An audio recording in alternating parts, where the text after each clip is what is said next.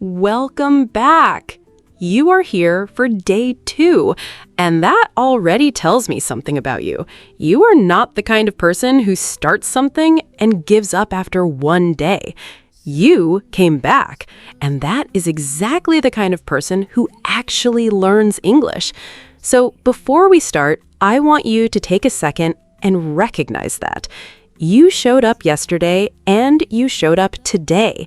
That is consistency, and consistency is everything in language learning. Yesterday, on day 1, we practiced introducing ourselves. Your name, what you do, where you are from, one thing you love, and your English goal. And if you practiced it, even just once, even just quietly to yourself, something small changed in your brain. A new path started to open, a path that gets clearer every single day you come back here. Today, we go one step further, because here's the truth about English conversations that most people never talk about. An introduction is just the door. Once you walk through that door, you need to keep the conversation alive, and that is where most learners freeze. They say their name, they say their job, and then silence. They run out of things to say. The conversation dies, and they feel embarrassed and frustrated. Does that sound familiar? I want to tell you about a man named Raj. Raj studied English for 3 years.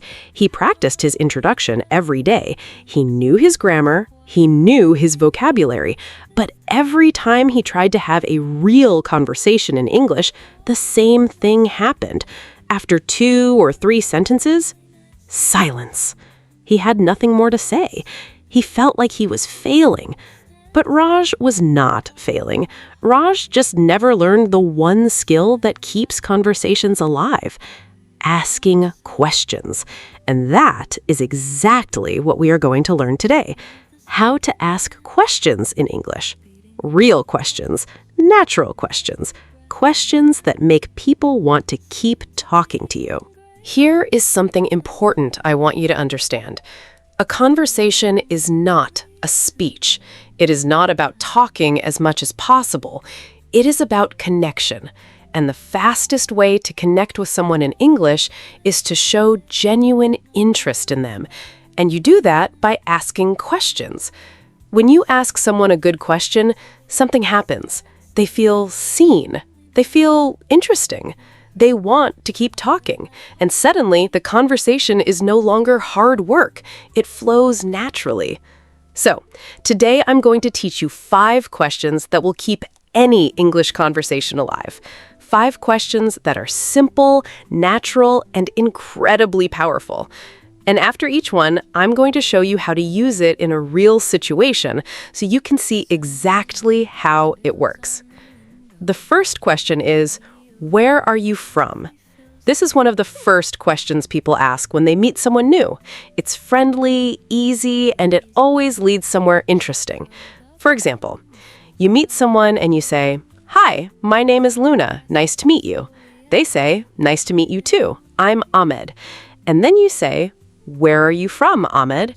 He says, "I'm from Bangladesh." And now you have something to talk about. You can ask about his city, about his culture, about how long he has been in this country.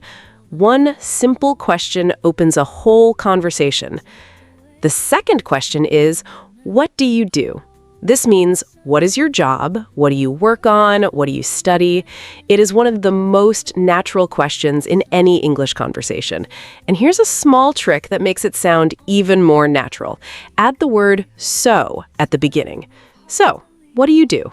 That small word makes it feel relaxed, like a real conversation between 2 people who are genuinely interested in each other. Practice it right now. Say out loud, "So, what do you do?" Good. The third question is, how long have you been learning English?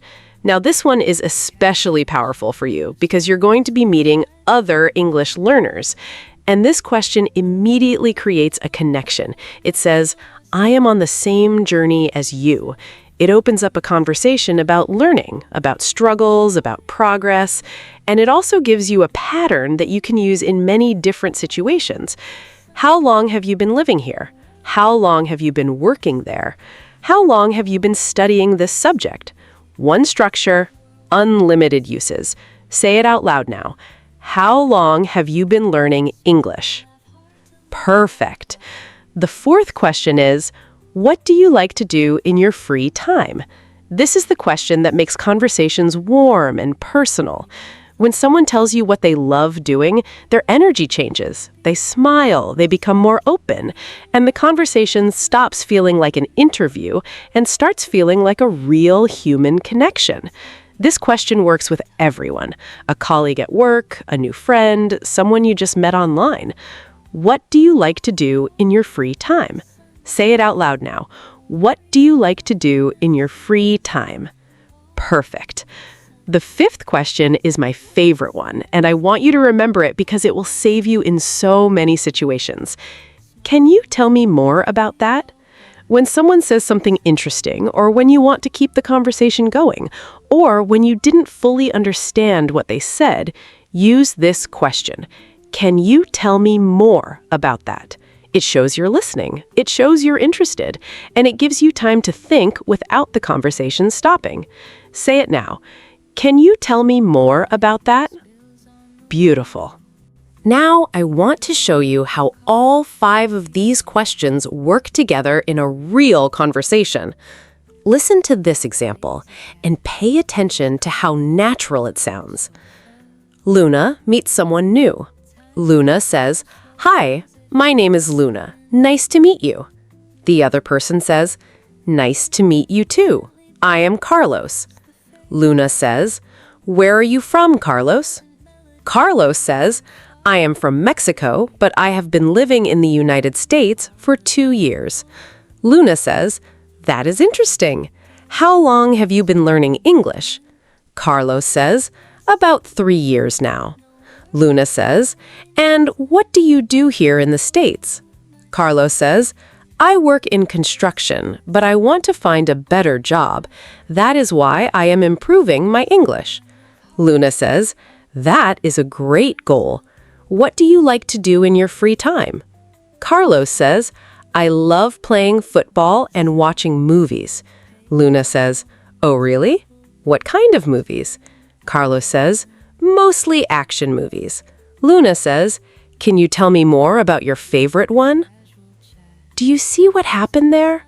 Luna asked 5 simple questions, and Carlos talked for almost the entire conversation. That is the power of asking good questions. You do not need to know how to give long speeches in English. You just need to know how to ask the right questions and listen carefully to the answers. Now, I want you to practice. Right now, out loud. I am going to ask you the same 5 questions, and I want you to answer each one in English, out loud, wherever you are. Ready? Question 1. Where are you from? Answer out loud now. Question 2. What do you do? Answer out loud now. Question 3. How long have you been learning English? Answer out loud now. Question 4. What do you like to do in your free time? Answer out loud now. Question 5. Can you tell me more about why you are learning English? Answer out loud now. If you answered all 5 questions out loud, I want you to know something. You just had a conversation in English, a real one. Maybe not with another person, but with yourself. And that counts. That is practice. That is progress. Now, I want to give you 5 more sentences that will make your English sound more natural and more connected. These are not big grammar rules. These are small phrases that fluent speakers use every day without thinking. And once you start using them, people will notice that your English feels more real. The first phrase is, "That is interesting." When someone tells you something, instead of saying just yes or okay, say, "That is interesting." It shows you're listening. It keeps the conversation warm. "That is interesting." The second phrase is, "I know exactly what you mean." This phrase creates instant connection. When someone shares an experience and you understand it, say, "I know exactly what you mean." It makes them feel understood. It makes them feel close to you. "I know exactly what you mean." The third phrase is, "Tell me more." This is the shortest and most powerful phrase on this list. 2 words, but they can change an entire conversation. When someone starts talking about something, just say, "Tell me more," and watch how the conversation opens up. Tell me more. The fourth phrase is, "How did that make you feel?" This one is for deeper conversations. When someone shares something personal or difficult, ask them, "How did that make you feel?" It shows emotional intelligence. It shows you care.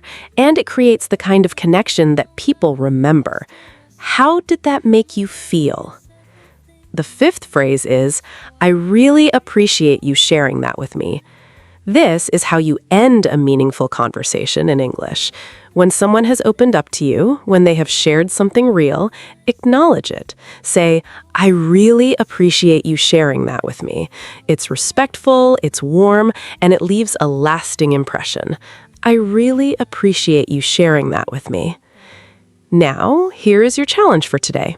At some point before you sleep tonight, practice the 5 questions we learned. Say them out loud, one by one. Where are you from? What do you do? How long have you been learning English? What do you like to do in your free time? Can you tell me more about that? Say all 5 out loud in English, and then use at least one of them in a real situation today, with a colleague, with a friend, with anyone. Just one question. That's enough. Write in the comments below, which of these 5 questions feels the most natural to you right now? Just one sentence in English, because every sentence you write in English is practice. Every comment you leave is one more step forward. You are on day 2 now, and every day you come back, you are becoming the English speaker you want to be. Not someday, now. Day by day, sentence by sentence. I will see you tomorrow for day 3. Take care of yourself, keep going, and remember, the person who speaks English confidently is not someone special, it's just someone who did not stop. See you tomorrow.